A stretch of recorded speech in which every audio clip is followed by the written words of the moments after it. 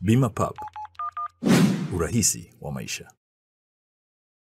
Jeshi la polisi mkoani Kilimanjaro linamshikilia mwanaume mmoja mwenye umri wa miaka 26, mkazi wa kijiji cha Kirwa, wilaya ya Rombo, kwa kosa la kumuua binti aitwaye Rosemary Matias mwenye umri wa miaka 6, mwanafunzi wa darasa la kwanza shule ya msingi Mahaheni, mkazi wa kijiji cha Mrere wilayani Rombo, baada ya mtumiwa kumkuta binti huyo anacheza na watoto wenzake na kumkata kwa kitu chenye ncha kali shingoni na kutenganisha kiwiliwili na kichwa Machi 15 mwaka 2025 majira ya saa 9 jioni.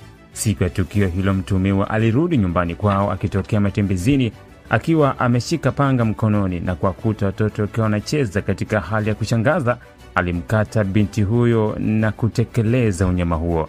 Chanzo cha tukio hili kinachunguzwa na taratibu za uchunguzi zitakapokamilika, mtuhumiwa atafikishwa mahakamani. Mwili wa marehemu umehifadhiwa katika hospitali ya Huruma wilayani Rombo kusubiri uchunguzi na taratibu zingine. Imetolewa na kamanda wa polisi mkoa wa Kilimanjaro.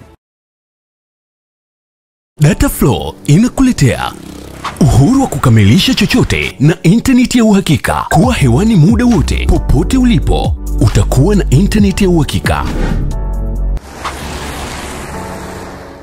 Ni salama na huunganisha kwa haraka. Ina nguvu hata sehemu zenye msongamano. Pata data mtelezo yenye kasi kwa gharama nafuu. Wasiliana nasi. Tembelea tovuti yetu www.dataflow.co.tz.